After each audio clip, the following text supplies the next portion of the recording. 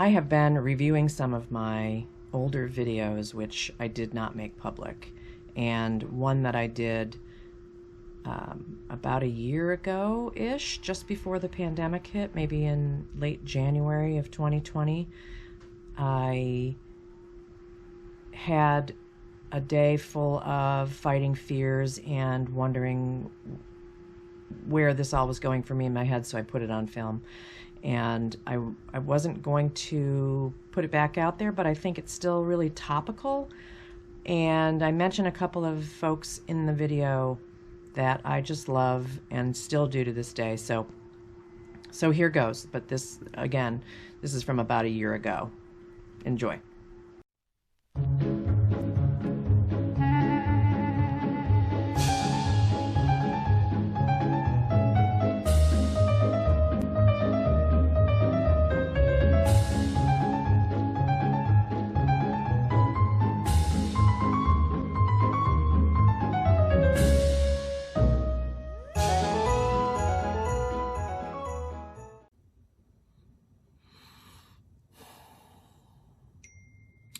Have you ever had one of those days?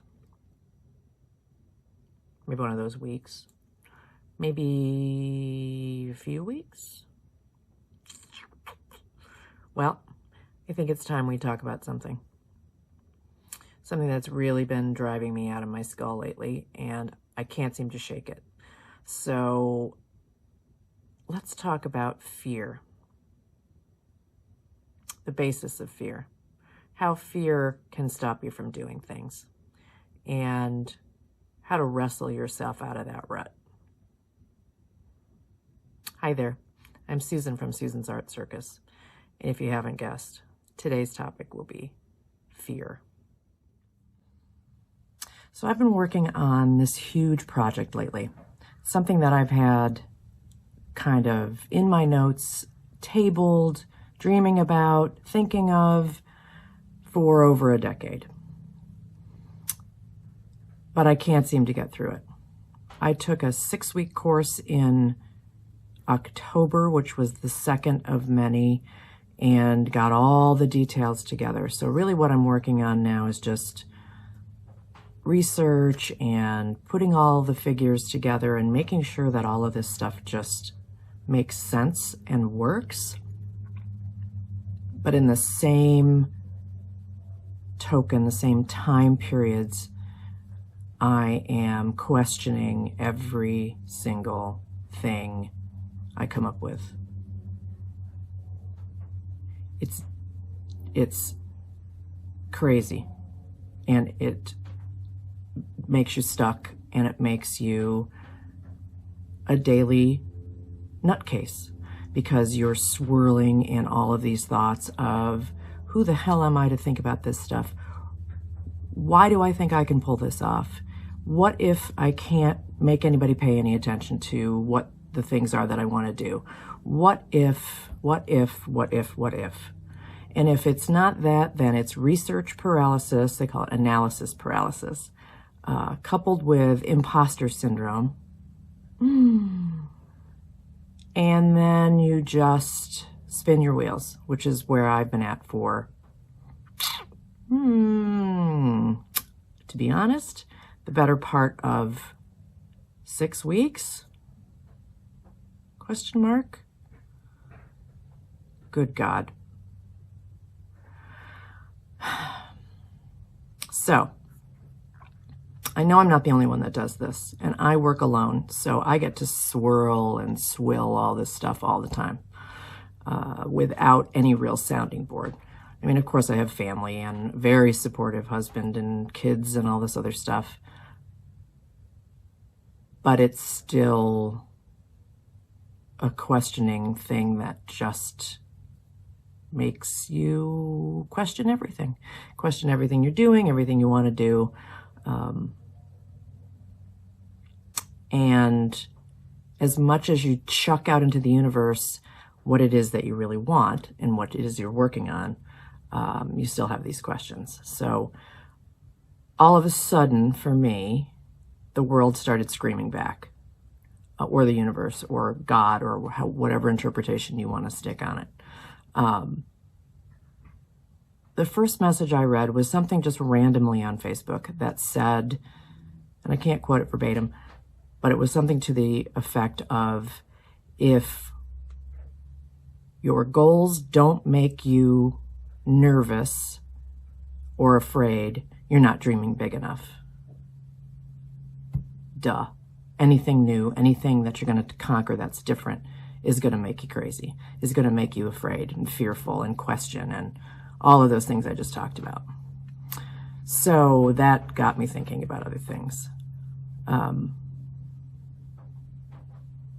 I think the next thing I saw was, I'm not sure everybody's familiar with Tabitha Coffey. She's a blonde British gal. She used to be on a reality show. She's not anymore, but she's a fantastic life coach.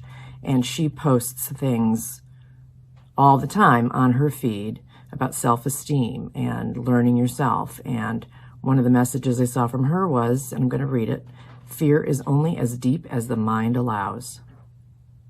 Does that ring true? Does that ring true for anybody other than me? If your mind keeps throwing you down these dark pits, there's no bottom until you decide you're going to yank yourself back out. So as much as this universe has been screaming to me, and she replied to me, because I commented on her feed, and she said the universe is screaming because it wants you to listen to it.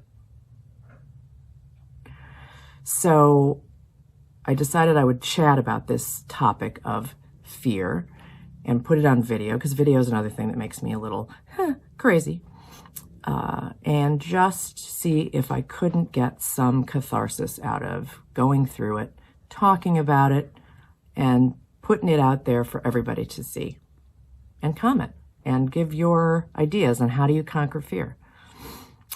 I have been trying to step into it. When something scares me, I question it.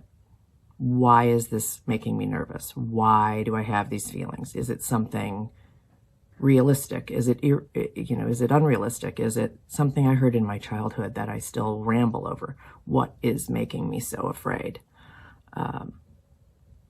Then I also have another gal that I just absolutely love, Jennifer Lee, who does the Right Brain Business Plan. And if you're not familiar with her, you need to be, because she's lovely and her books are fabulous for creative people.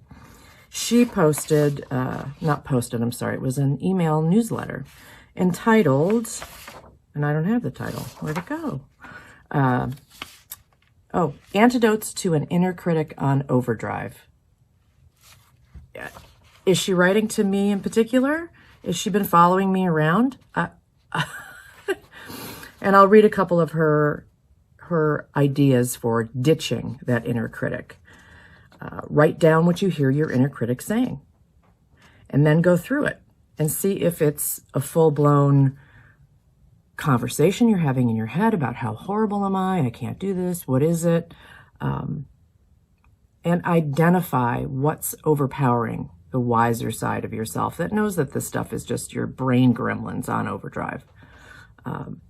Notice any feelings and sensations with compassion and curiosity. Okay. Yeah, and she says your first instinct may be to push that discomfort away, which I think is everybody's thing. You don't want to be uncomfortable all the time, but you got to feel some discomfort in order to get to the next level. At least that's my opinion.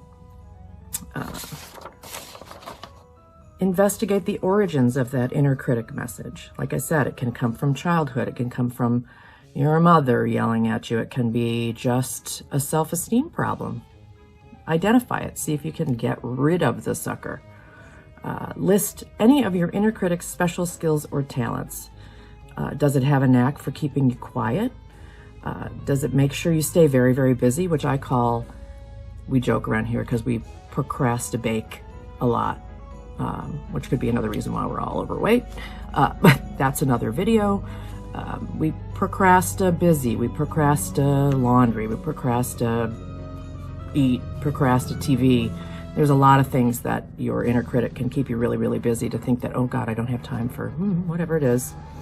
Make a portrait of your inner critic. Draw it on a piece of paper. Mine would be just a big black hole. I don't know what yours would be, but maybe that's a good exercise to try. And the next two are you know, connect with a circle of support, which is why I sit here talking to a camera. And then create your own soft place to land. So that's a big one. Self-care is a big one. To allow yourself, you know, an hour shower, to allow yourself to go out and have a cup of coffee, whatever that means to you, to take a deep breath, which I'm doing a lot lately. I might act as if I'm hyperventilating, and just kind of work through it, which is what I'm trying to do. So as I move through this project, which I'll talk about at another time, my antidotes to this are pretty much be kind to yourself, be kind to others, reach out for support. Hi, please give me your ideas on how you fight fear in your own daily life, your own creative life, and breathe with it. Step into it. Like I said, if your goals don't make you afraid, then maybe you're not dreaming big enough. And I'm going to kind of hang on to that as I move forward. So let me know what you think, and we'll do another chat soon.